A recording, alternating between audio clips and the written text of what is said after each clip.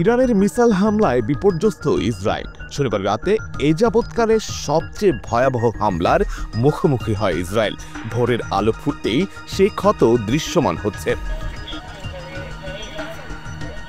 The Times of Israel জানিয়েছে, ধ্বংসস্তূপ থেকে একের পর এক লাশ উদ্ধার হচ্ছে। এখন পর্যন্ত ৮ জনের মৃত্যু নিশ্চিত হয়েছে। আহত হয়েছেন ২ শতাধিক। তাদের হাসপাতালে নেওয়া হচ্ছে।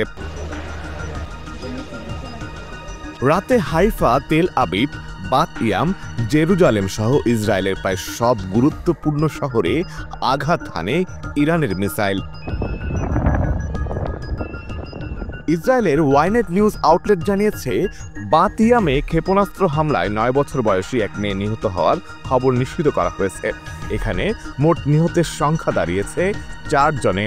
নিহতদের মধ্যে ২ জন বয়স্ক নারী রয়েছেন। তাদের বয়স ৬৯ ও ৮০ বছর। ইসরায়েলি জরুরি পরিষেবা ম্যাগেন ডেভিড অ্যাডমের বরাত দিয়ে ইউনেট আরও বলেছে, তেল আবিবের দক্ষিণে আরেকটি শহর রোহাবাটে পৃথক ক্ষেপণাস্ত্র হামলায় কমপক্ষে ৩৭ জন আহত হয়েছে।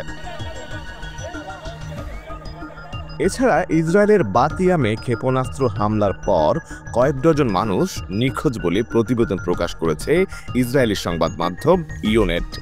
হোম ফ্রন্ট কমান্ডের অনুমান, তেল আবিবের ঠিক দক্ষিণে বাত ইয়ামে হামলার স্থানে ৩৫ জন নিখোঁজ রয়েছেন।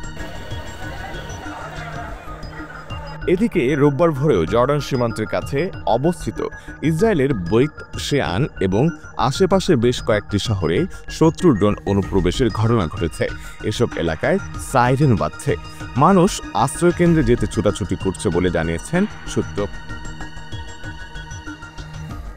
আইডিএফ বলছে, ড্রোন প্রবেশের খবর তারা পেয়েছে। সেসব প্রতিহত করতে আকাশ প্রতিরক্ষা ব্যবস্থা সক্রিয় করা হয়েছে। আশিক আরিফিন, প্রতিদিনের বাংলাদেশ।